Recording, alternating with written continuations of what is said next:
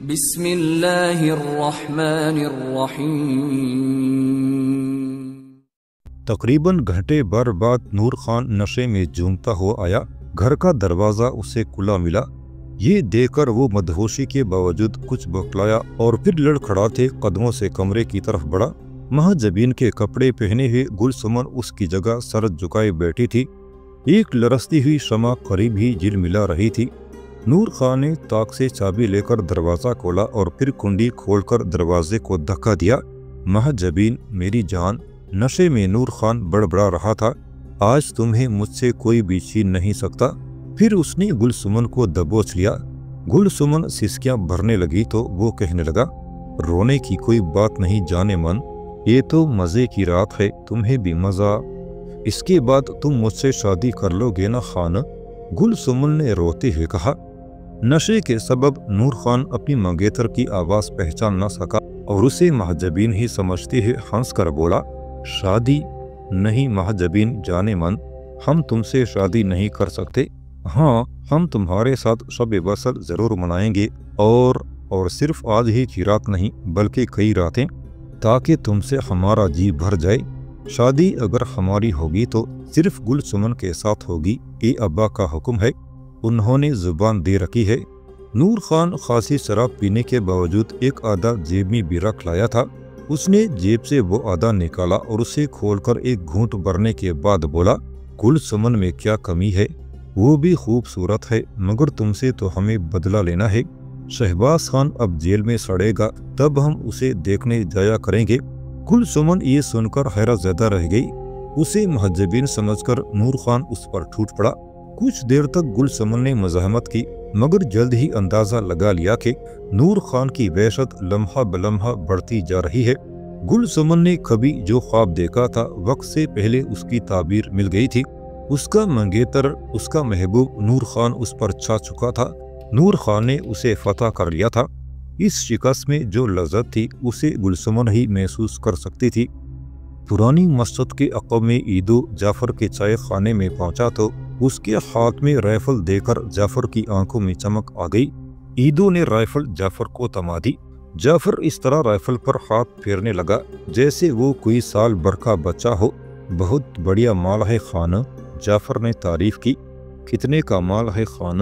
عیدو نے پوچھا۔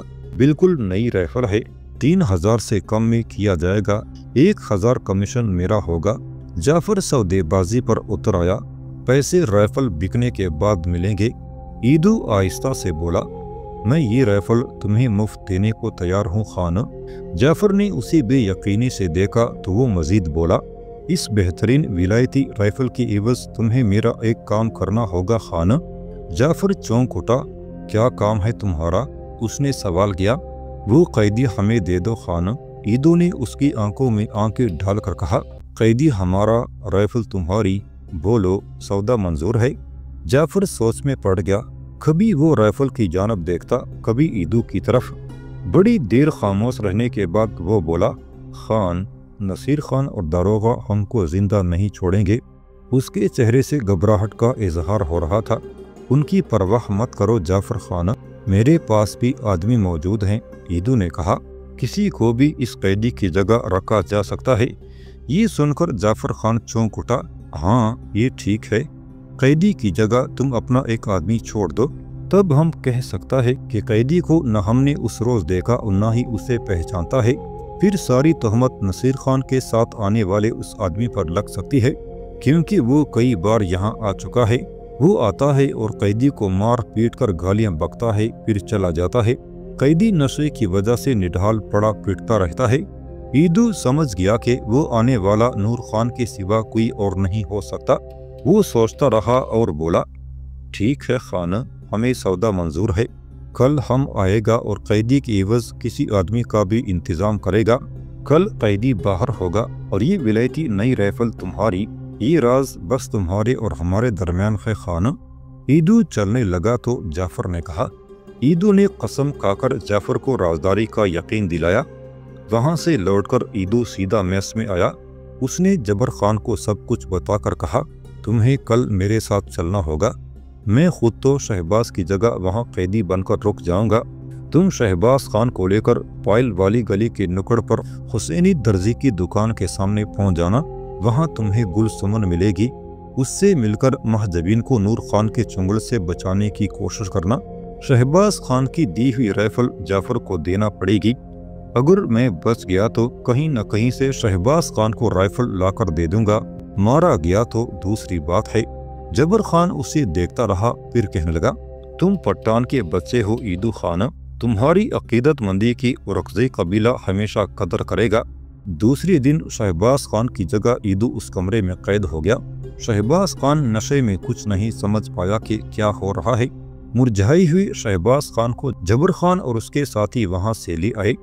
ईदू के चेहरे पर जलाल सा था। चलते वक्त उसने जबर खान से कहा, शहबाज खान का जब नशा उतर जाए और वो होश में आ जाए तो उसको बता देना कि सब मेहमान खराब नहीं होते, सिर्फ हालात ही उन्हें खराब या अच्छा बना देते हैं। नूर खान जब सुबह बेदार हुआ तो शराब के खुमार की वजह से उसके सर में हल्का हल्का दर्द हो रहा था। उसने कोने में पड़ी बेहाल गुलसुमन को देखा। मुस्कुराते हुए वो उसके करीब पहुंचा और उसे पलटते हुए मुखातब किया, महजबीन। नूर खान बस इतना ही कह पाया था कि उसकी आंखें हैरत से फैल गईं।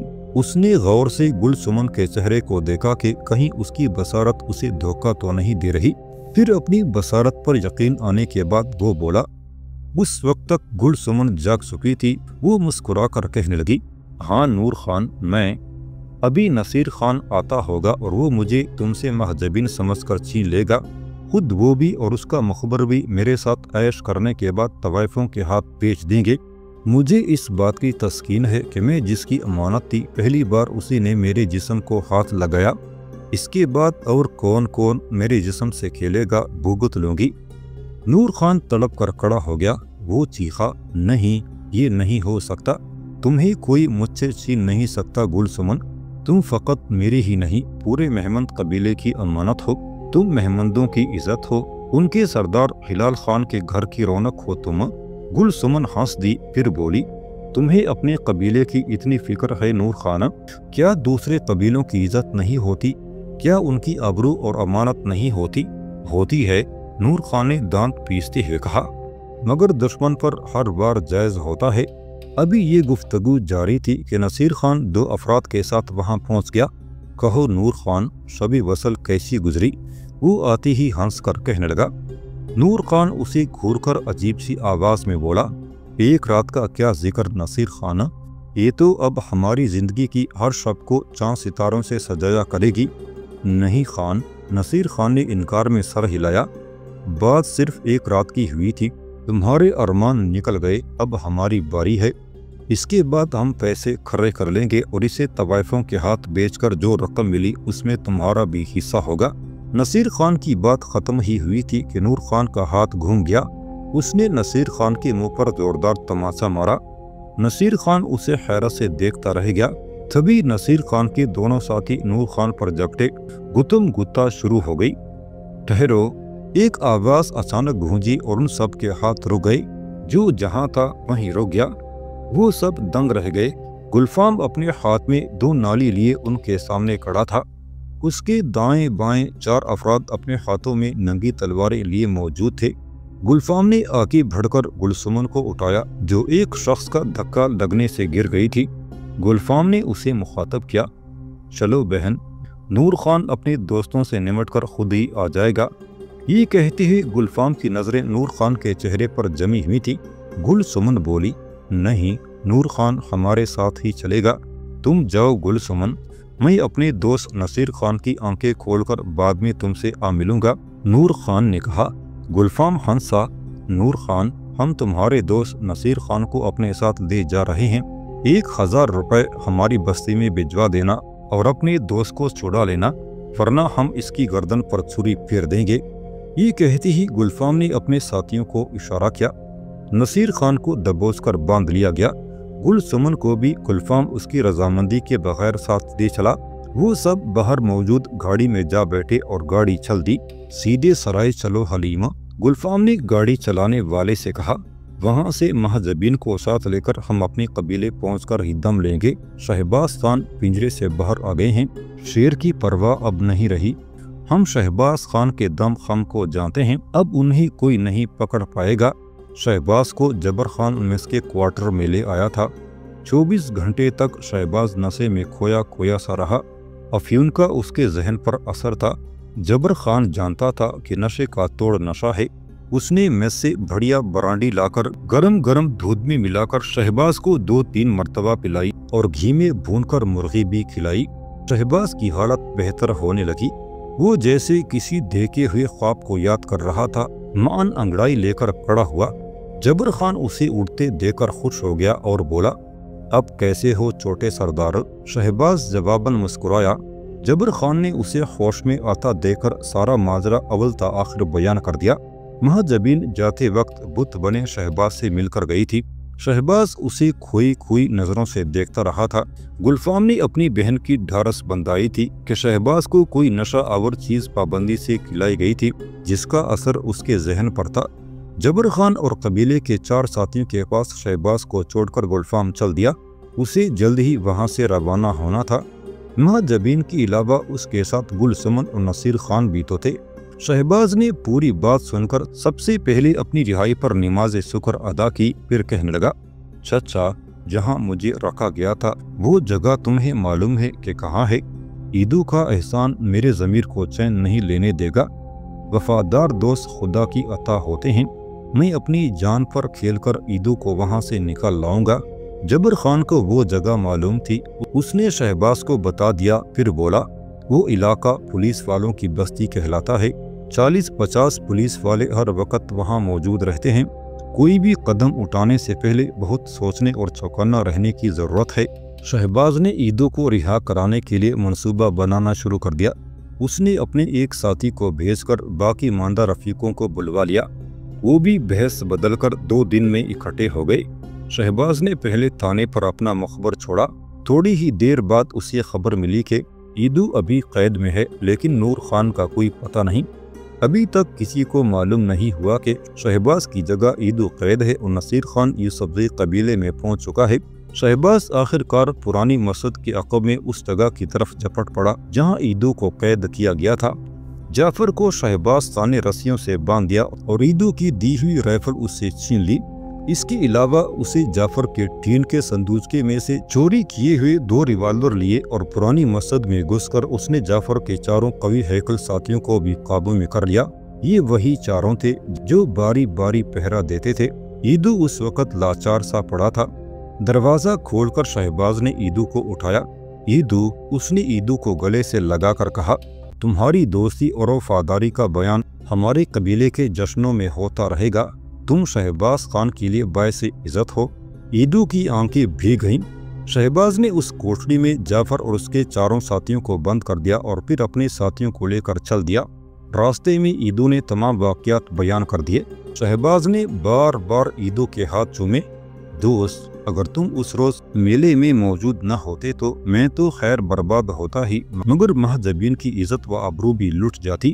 شہباز کہہ رہا تھا، تم نے 2 قبیلوں کی آبرو کی شمع کو بجھنے سے بچایا ہے دوست۔ تمہارے احسان کا بدلہ شاید دونوں قبیلے نہیں اتار سکیں گے۔ شہباز کی آنکھوں میں بار بار نور خان کا چہرہ گھوم رہا تھا۔ جبر خان سے اسے معلوم ہوا تھا کہ نور خان کی منگیتر ہی نے مہاجبین کی آبرو کو لٹنے سے بچایا تھا۔ اگر وہ نہ ہوتی تو مہاجبین نور خان کے ہاتھوں پار ہو کر زندگی بھر اپنے دامن سے بے آبروئی کا داغ نہ دھو پاتی۔ مہاجبین نے اشارہ بھی دیا تھا کہ جب شہباز اپنے حواس میں آ جائے تو اسے یہ بات ضرور بتائی جائے، ورنہ تو نور خان کو تڑپا کر مار دینے کی سزا بھی کم تھی۔ اس نے جو کچھ بھی کیا ہو، مگر پھر بھی گل سمن کا ہونے والا شوہر تھا۔ گل سمن کے احسان کا بدلہ اس کے منگیتر کی زندگی ہی ہو سکتی تھی۔ شہباز اسی لیے اپنے غصے کو بار بار پی جاتا تھا۔ وہ خود سے بحث کرتا تھا، اس خنزیر کی بوٹی بوٹی کاٹ کر مجھے چیل کبوں کو کھلانا چاہیے، مگر کیا کروں، مجھے مہاجبین کا حکم ماننا ہی پڑے گا۔ گل سمن اور عیدو نور خان سے گہری وابستگی و تعلق رکھنے کے باوجود میری زندگی پر چھائے ہوئے ہیں۔ انہوں نے خود دکھ سہے تاکہ مجھ اور مہاجبین پر کوئی آنچ نہ آئے۔ نور خان کو سزا تو ملے گی، مگر رحم و انصاف کے تقاضے بھی مد نظر رکھنا ہوں گے۔ شہباز نے اپنے آدمیوں کو ہدایت دے دی کہ نور خان جہاں بھی ملے اسے پکڑ لیا جائے۔ نور خان جہاں بھی ملے اسے پکڑ لیا جائے۔ ایدو کی ہدایت کے مطابق جبر خان نے بھی کیپٹن جیمز کے کانوں میں یہ بات ڈال دی تھی کہ اس کی بیٹی کو اٹھا کر لے جانے والا بدماش اور اپنا نام فریب سے شہباز خان بتانے والا ذلیل شخص آج کل یہیں گھوم رہا ہے۔ کیپٹن جیمز نے پولیس کپتان کیپٹن پیٹرز کو یہ بات بتا دی تھی۔ پیٹرز نے جب پولیس تانوں کو آگاہ کیا تو داروغہ چونکا۔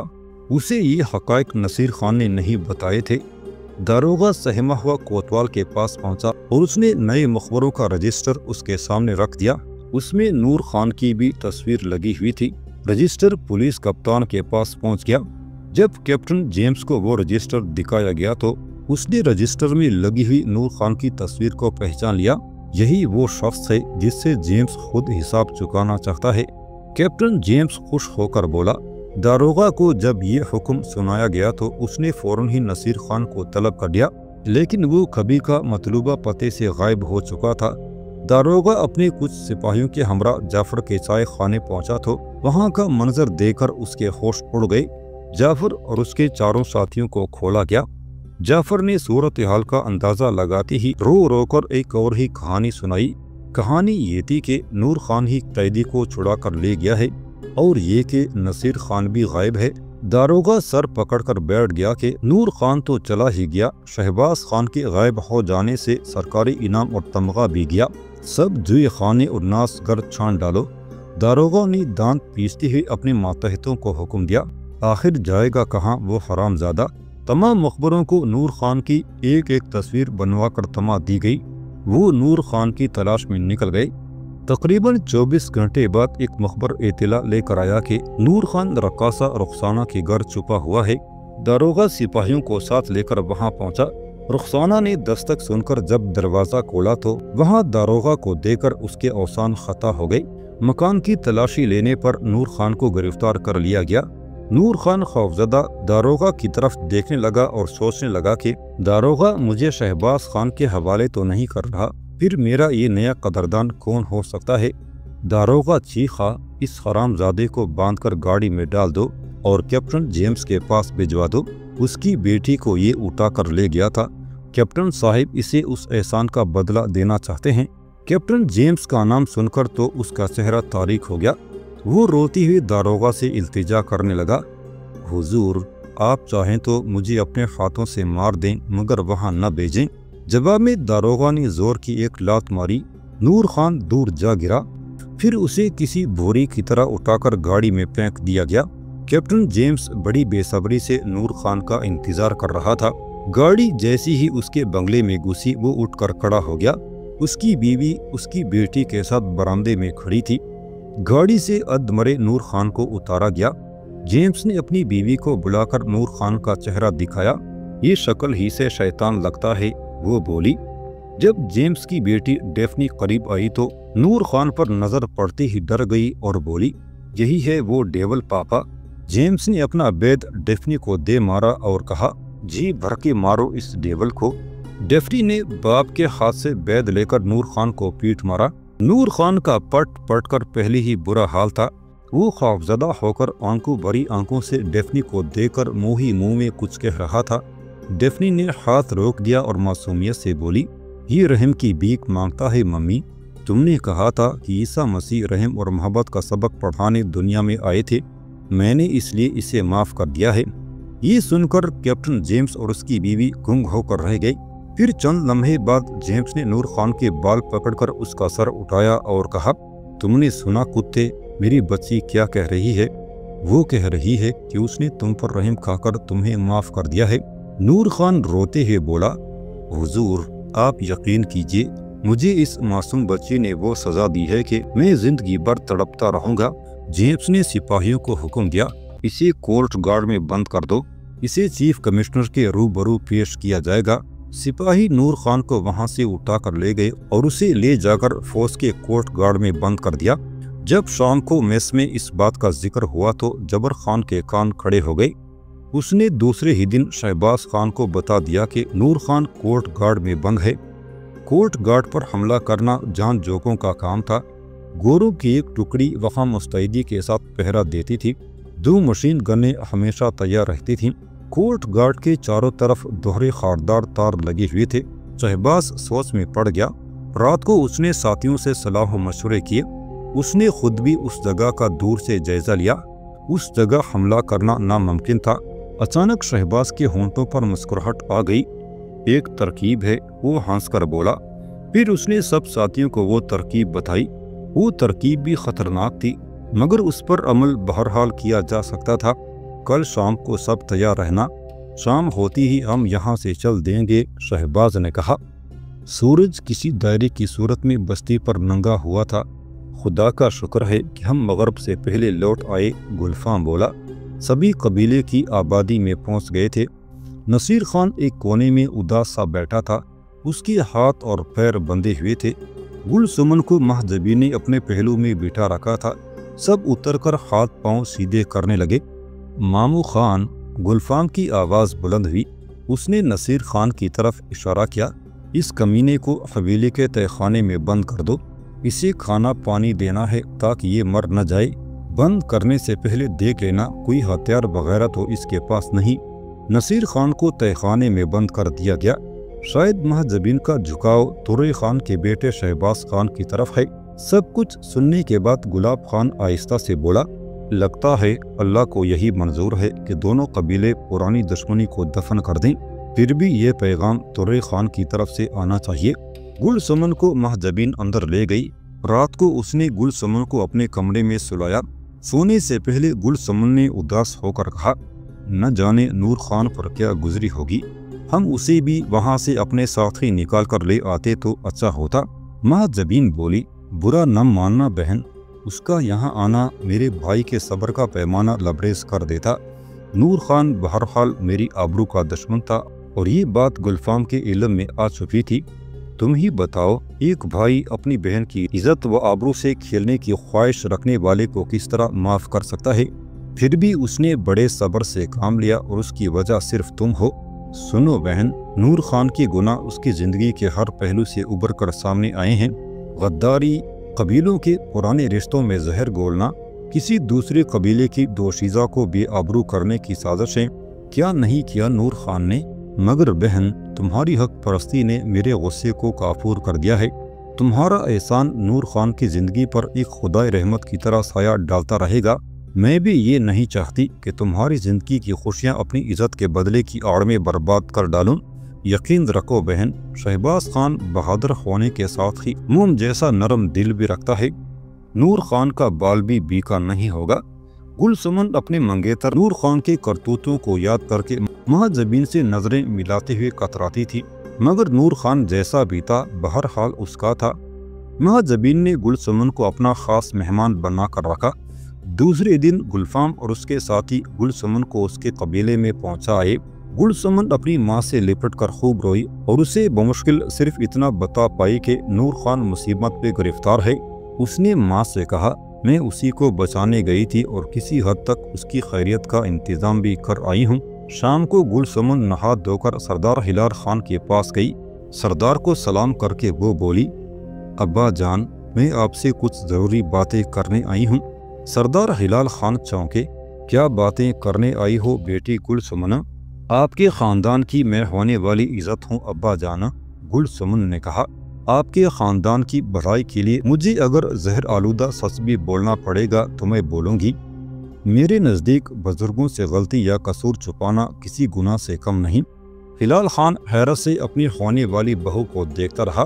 गुलसुमन अब कह रही थी, अब्बा जान, मैं आपको अकेले में उस पेड़ के नीचे चलकर सब कुछ बताऊंगी। गलती इंसान से ही होती है।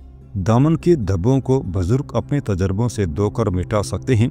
उन्हें इतना तजर्बा होता है कि दाग भी दामन से मिट जाए और दामन भी सलामत रहे। हिलाल खान तस्वीर बना हुआ उसके पीछे हो लिया। गुलसुमन ने नूर खान के बारे में उससे कुछ नहीं छुपाया। महजबीन से पहली दस्तराजी शहबाज खान का आकर महजबीन को बचाना, कैप्टन जेम्स की बेटी का अगवा और ज़री फिदिया का शहबाज खान के कबूल न करने पर अपने पास से 2000 रुपये सरदार हिलाल खान को देना, गुलसुमन ने सभी कुछ बता दिया। अब्बा जान, आखिर में गुलसुमन नजरें नीचे करके बोली, मेरे गुनाह की सज़ा देना मुझे कभी न भूलिएगा। तुम्हारा गुनाह? सरदार हिलाल खान ने हैरत से कहा। تم نے کیا گناہ کیا ہے بیٹی؟ یہ سارے گناہ تو میرے بیٹے کے ہیں، مجھ سے بھی ایک گناہ ہوا ہے۔ گلسمن کی نظریں ابھی تک جھکی ہوئی تھی۔ اسے آپ گناہ کہہ لیں یا یہ کہ میں نے وقت سے پہلے اپنا حق حاصل کر لیا۔ مہذبین کی آبرو پامال ہونے سے بچانے کے بعد اپنے بہکے ہوئے خاون یا منگیتر سے اپنے حق کو میں نے دھوکے سے حاصل کیا۔